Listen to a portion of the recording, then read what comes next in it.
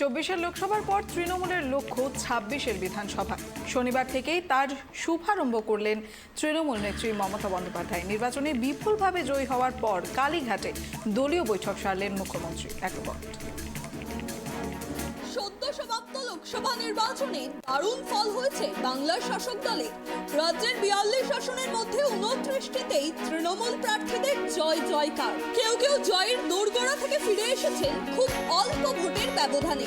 তাদের নিয়ে শনিবার পূর্ব ঘোষণা মতো কালীঘাটে বৈঠকে বসলেন তৃণমূল নেত্রী। তারপরই বিজেপি সরকারকে আক্রমণ শোনান মমতা বন্দ্যোপাধ্যায়। কেন্দ্রকে আক্রমণের ঝাঁজ যে আরো বাড়াতে চলেছে তৃণমূল, তা এদিনের তৃণমূল নেত্রীর বক্তব্য থেকে একেবারেই স্পষ্ট। আমরা আমাদের এমপিদের পরিষ্কার বলেছি যে আমাদের পারফরমেন্স আমরা বসে থাকার জন্য যাচ্ছি না। আমরা মনে করি এনআরসি নিয়ে আলোচনা চাইবে আমাদের লোকেরা এবং এনআরসি বাতিল করতে হবে। নিউ গভর্নমেন্টের কাছে আমাদের নিউ গভর্নমেন্ট আলটিমেটলি ইন্ডিয়ারই হবে, বাট যে কোনো দিন থাকে একটু সামলাতে দিন, একটু দেখতে দিন নিজেদের কাকে কতটা সন্তুষ্ট রাখতে পারছে। हम तो ये डिमांड करेगा कि हर स्टेट का जितना रुपया हम लोग हमारा पावना है उसको दे देना चाहिए जल्दी से जल्दी। अभी वीक सोचना मत है, वी आर स्ट्रॉन्ग इनफ।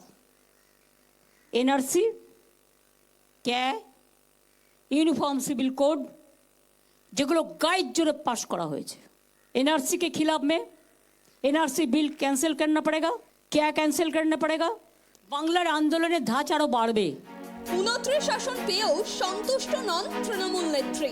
বৈঠক শেষে মমতা বন্দ্যোপাধ্যায় বলেছেন এই আসন সংখ্যা আরো বাড়তে পারত। তার অভিযোগ 3 থেকে 4টে আসনে জোর করে হারানো হয়েছে তৃণমূলকে। পূর্ব মেদিনীপুরে পুরোপুরি লুট হয়েছে।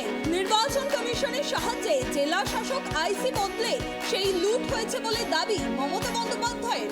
একজন শুধু আমরা লস করেছি, তাকে জোর করে হারানো হয়েছে 2-3 হাজার ভোটে, এবং সেটাও ইলেকশন কমিশনের দয়ায়। 3-4 সিট আমাদের হারানো হয়েছে। যেমন আপনারা যদি মেদিনীপুর পূর্বের রেজাল্ট দেখেন, টোটালটাই লুট করা হয়েছে, টোটালটাই লুট। ডিএম চেঞ্জ করেছে, আইসিগুলো চেঞ্জ করেছে, পুলিশের সেন্ট্রাল ফোর্স দিয়ে টোটালটাই রেড করা হয়েছে।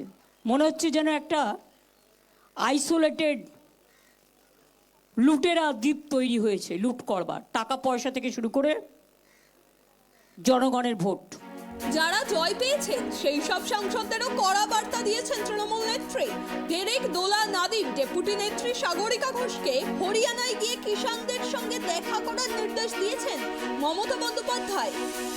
ক্যামেরায় সূর্য শঙ্কর অধিকারীর সঙ্গে দেবযানী সরকারের report, tribe TV Bangla, Kolkata.